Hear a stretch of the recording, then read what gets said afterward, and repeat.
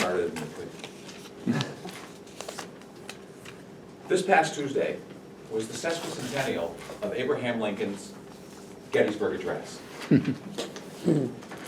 That's the 150th anniversary of the delivery on November 19, 1863, of probably what might be considered one of America's most famous speeches. To commemorate this auspicious occasion, I'm going to talk today about Lincoln's Gettysburg Address. I'm not going to read it, nor will I recite it, because that in and of itself is really worthy of time in a Toastmasters meeting. Instead, I'm going to talk about three things. One, a Gettysburg Address myth. Two, famous Gettysburg Address numbers. And three, the Gettysburg Address controversy. The myth. Now, you probably all know what that is already.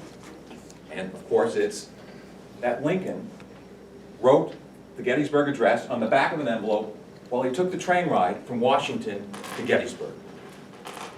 Did that happen? No, it didn't happen. And we know that because Lincoln was in the habit of writing his speeches out in his own hand. And the first draft was written on White House paper. So, no envelope.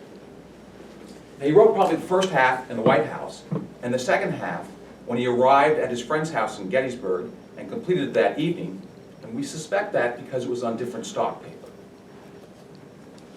The next morning, he took a trip out to look at the battlefield. He had been there previously. This was the first time after the war the battle had taken place for him. And when he returned to his friends, he created a second draft of the address.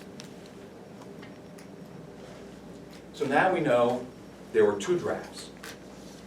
None of them were done on the train because, in those days, those rickety trains would not allow him to write neatly. And as you can see from the previous one, fairly neat writing. So now we know that there were at least two pre-speech drafts. So what other numbers can we talk about? What's the most famous one? It comes right out of the first sentence, 7 years ago. Of course, the first number isn't even a number, it's a word, and that's score. Does anyone know what that represents? 20 years. 20 years, very good.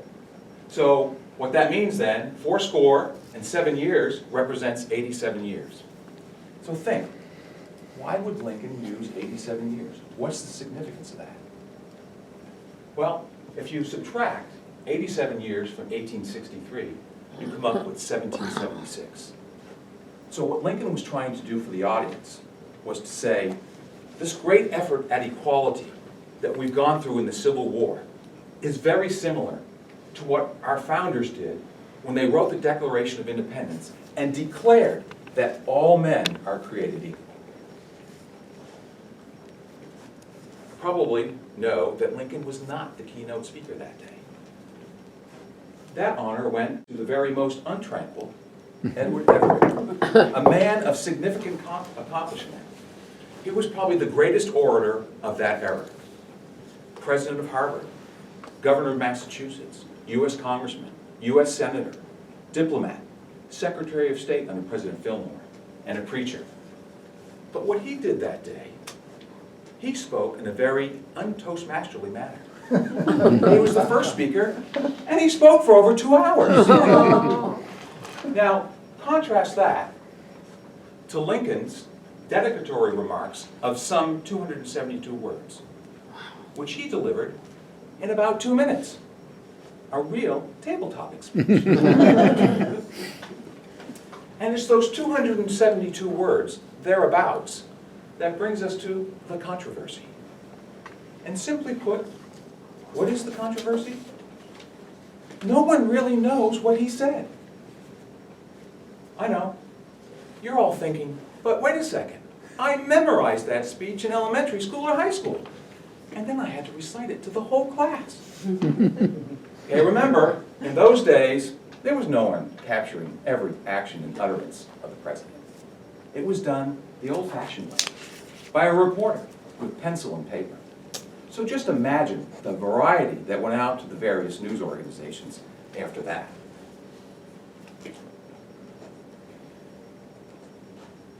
lost track. So why, you might say, do we not know what his speech was? What about the speech he had when he read it? Well, whereabouts unknown. We don't know what happened to that. But we do have 5 remaining copies that were written in his hand. And the interesting thing is that they all are different. Different punctuation, different word phrasing, different construction. The first 2 were probably those pre-speech drafts given to his secretaries and now owned by the Library of Congress. The other 3 speeches were all written by Lincoln after he delivered the Gettysburg Address, and he gave it to people so they could use it at soldier benefit events. 2 of them, one is owned by the state of Illinois, and the second is owned by Cornell University. The third, this is the famous one. It sits in the Lincoln Room of the White House. And it's that speech which we consider to be the standard for the Gettysburg Address. It's inscribed on one of the inside walls of the Lincoln Memorial on the Mall in Washington. And it is the last address he ever wrote. And probably what gives it its providence is that it's the only one that has his signature and the date. You know, the backstories of American history are fascinating.